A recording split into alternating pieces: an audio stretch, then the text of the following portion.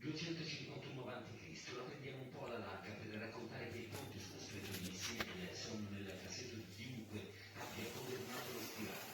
L'allora console Lucio Civilitello immaginò di realizzare un ponte fatto di barche e botti per trasportare dalla Sicilia 140 elefanti catturati ai cartaginesi nella battaglia di Palermo durante la prima guerra punica. Qualche millennio più tardi, siamo attorno al 1800. Come vedete il filtro è questo, questi sono residui sotto di carbone, vedete?